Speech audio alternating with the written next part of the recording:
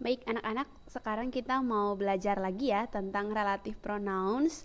Kita akan latihan soal dan saya akan berikan penjelasan sedikit sebagai bahan persiapan kamu ya untuk formatif 2. Oke, ini adalah relative pronouns. Relative pronouns itu sebenarnya ada 5 ya, seperti yang sudah saya jelaskan. Ada whom, who, which, whose, sama that. Tapi di pertemuan ini kita hanya bahas yang 4 saja. Ada who, which, whom, dan whose. Untuk yang that, karena itu sudah saya jelaskan dan itu saya bilang adalah opsional, maka kita pakai yang 4 ini saja.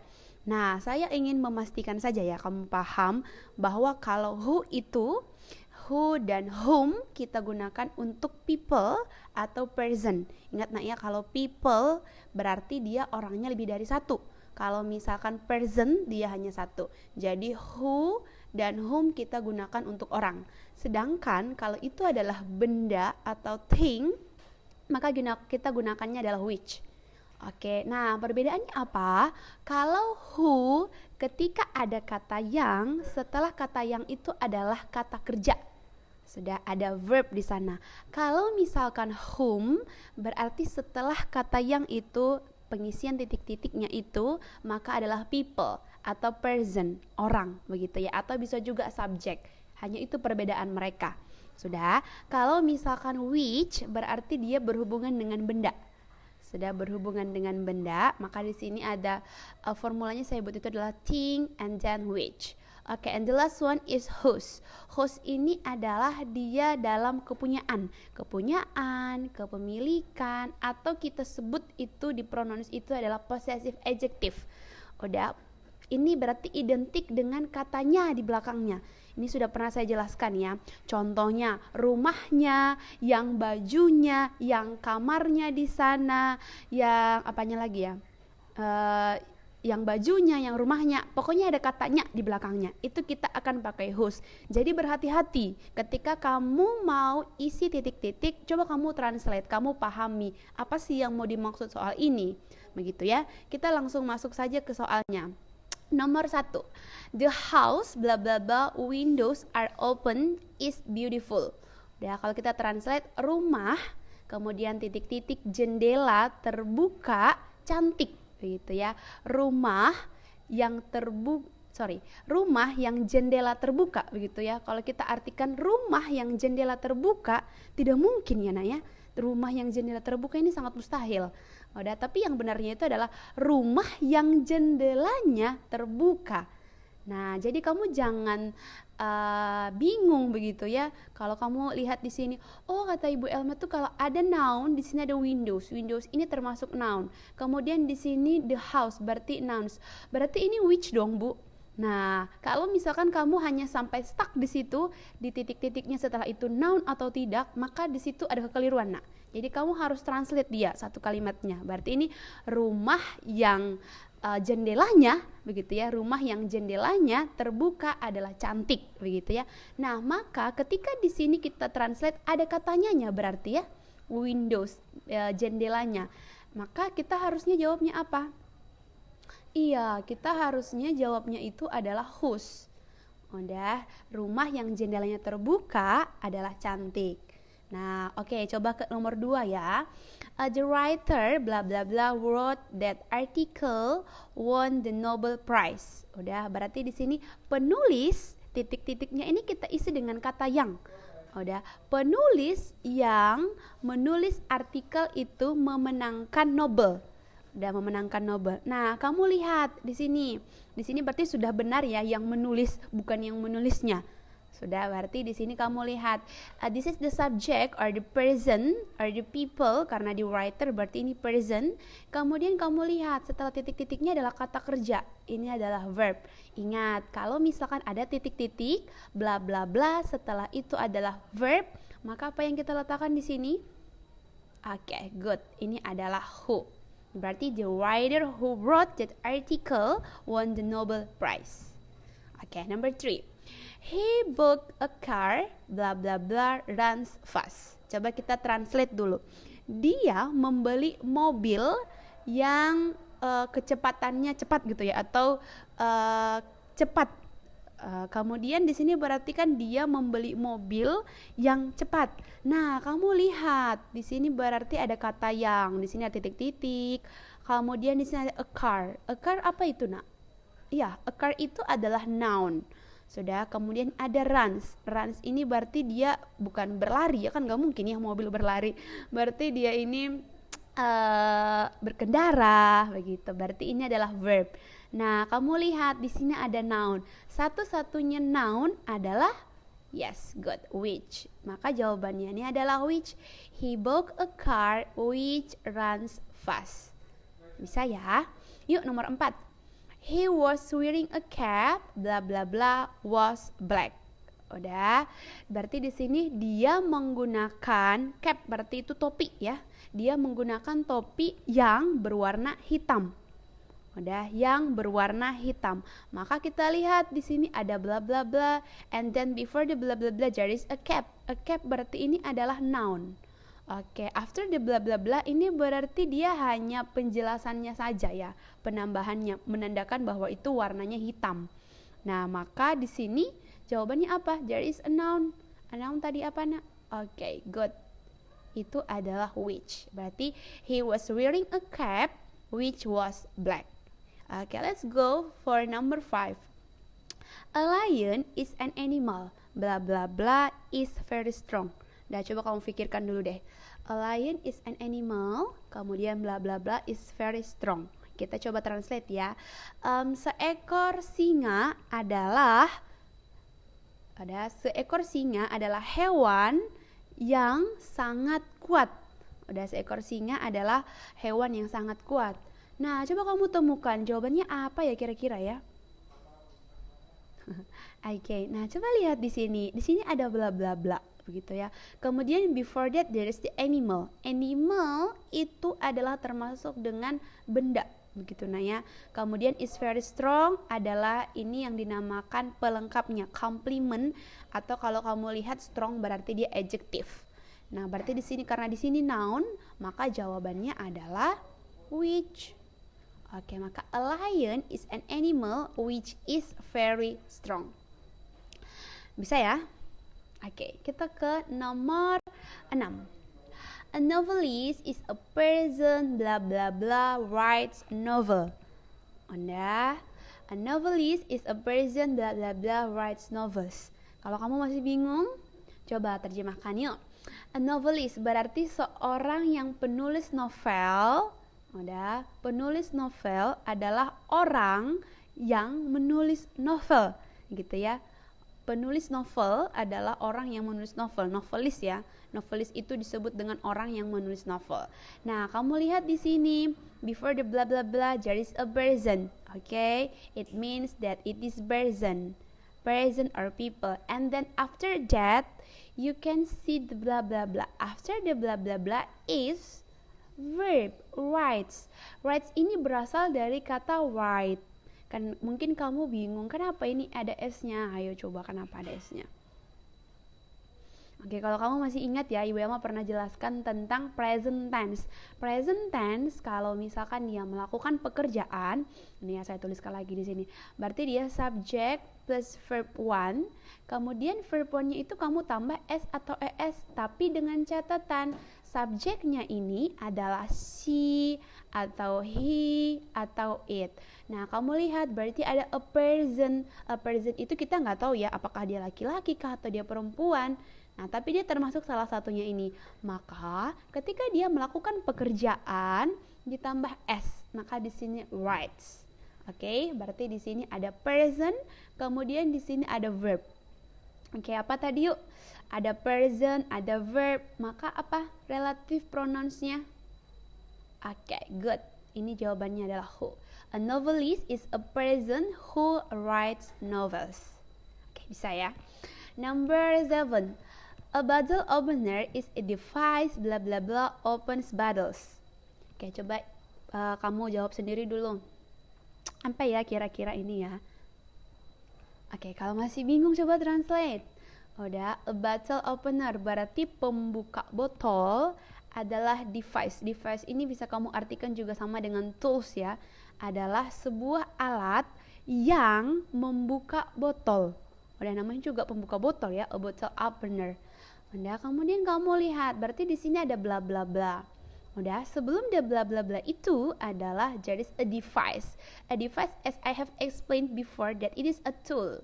Udah, ini adalah benda berarti, nah ya namanya juga udah tools. Udah, berarti ini adalah noun. And then there is a verb. Oke, fokus kita adalah dia yang mengerjakan manusia atau benda, begitu ya. Sebelumnya manusia atau benda.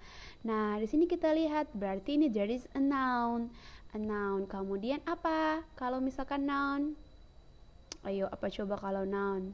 Ya, berarti jawabannya ini adalah which. Ingat ya, benda berarti which. Maka jawabannya ini a bottle opener is a device which opens bottles. Good. Okay, number 8. Ini berarti sudah semakin paham ya Naya harusnya ya.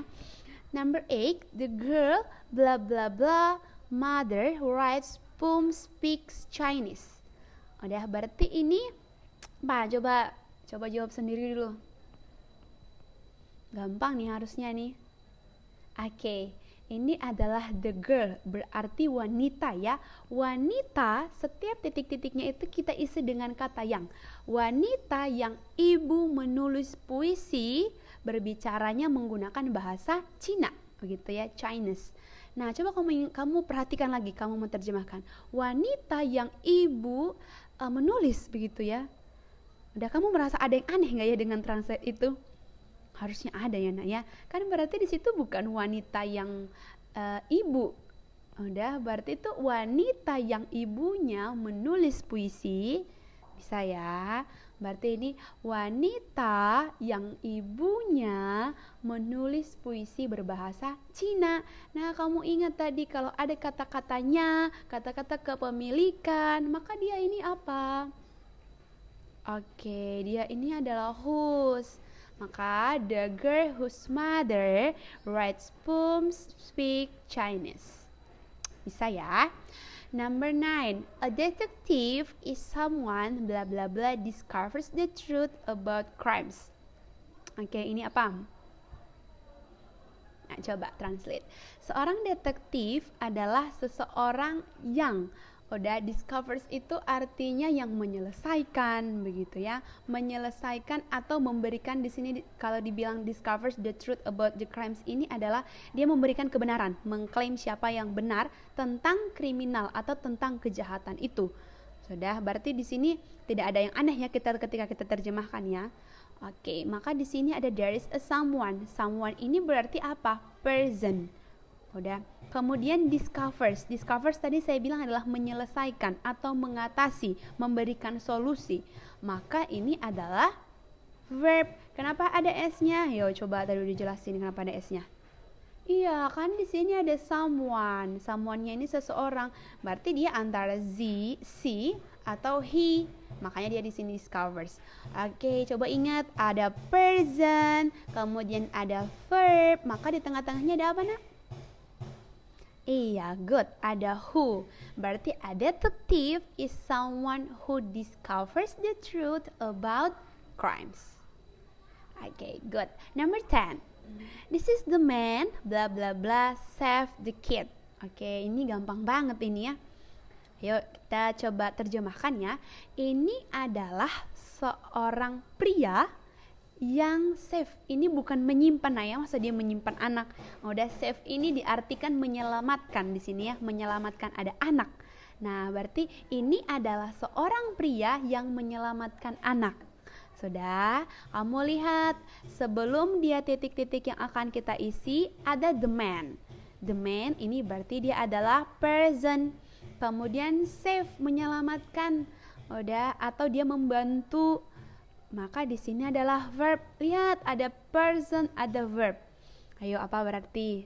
Sama ya berarti ya. It's same with number 9. The number 9, there is a person, there is a verb.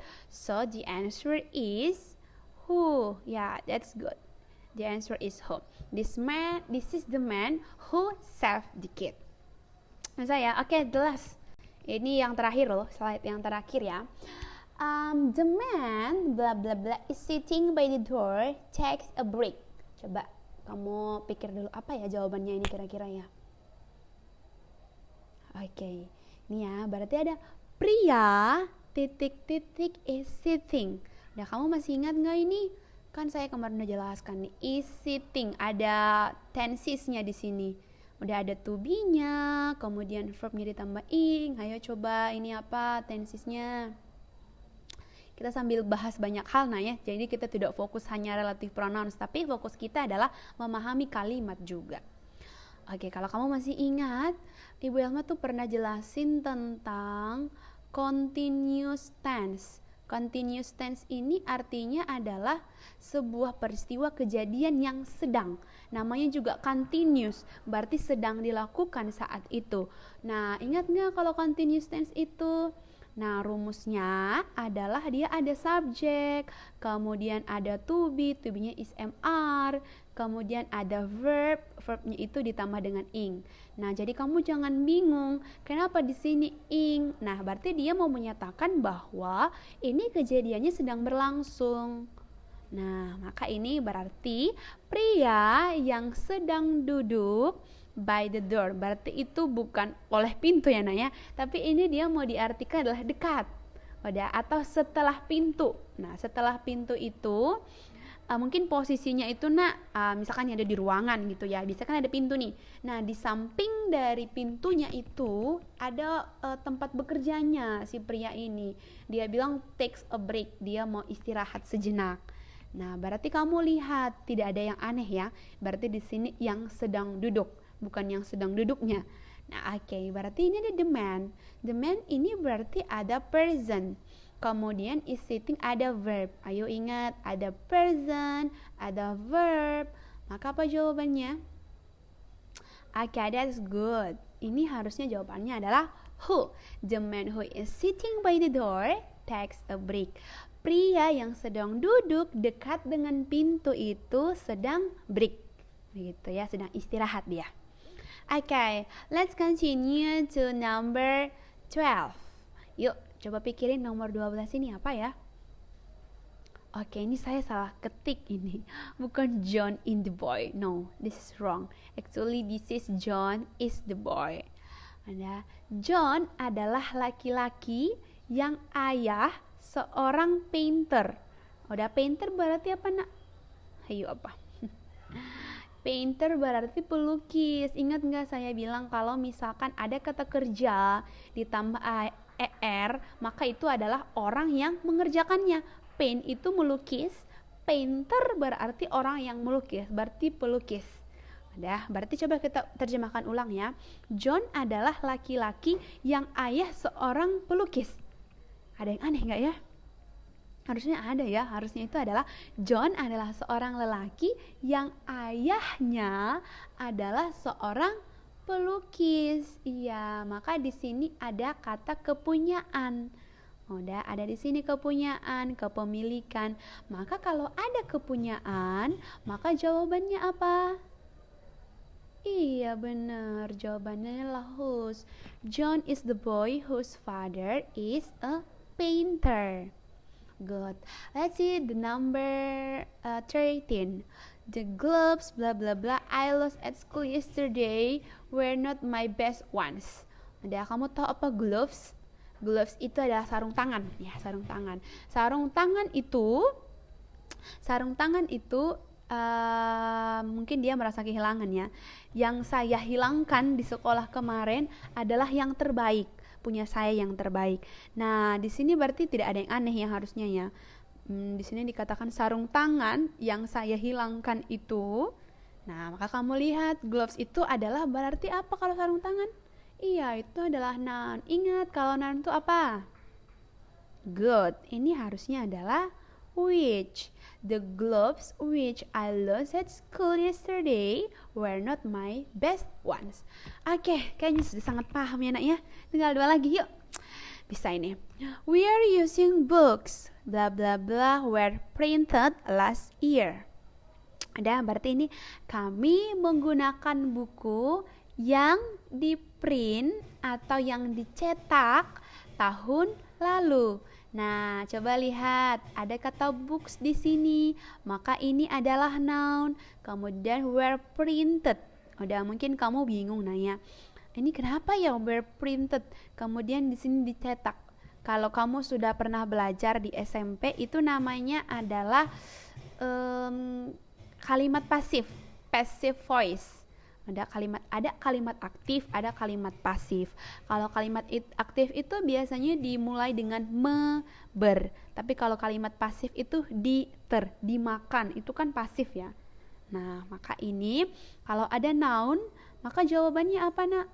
Yes, ini adalah which. We are using books which were printed last year. Oke, nomor terakhir, the last number. Bisa yuk. Nomor terakhir, the boy bla bla bla you spoke is my cousin. Udah, berarti ini laki-laki yang kamu bicarakan adalah apa, cousin? Ya, sepupu ya, cousin. Coba diingat, itu ada loh di family. Oke, berarti tidak ada yang aneh ya, Nak ya. Laki-laki yang ini misalnya dia bilang yang teman bicara kamu, yang lawan bicara kamu adalah sepupu saya. Nah, berarti kamu lihat, di sini ada the boy, ini person, kemudian you ini juga person atau bisa disebut dengan subjek. Yuk, apa kalau person? Kemudian ada person lagi, apa ya? Akhirnya adalah whom. Udah, the boy whom you spoke is my cousin. Laki-laki yang teman kamu berbicara itu adalah sepupu saya. Oke, sampai di sini ya tentang penjelasan relative pronoun. Semoga kamu bisa memahaminya dan bisa menyiapkan diri untuk formatif ya. Formatif 2 di minggu depan. Thank you sudah mendengarkan dengan baik. Selamat mempersiapkan diri. Latihan soal bisa juga, Nak ya, kamu ambil dari internet. Thank you.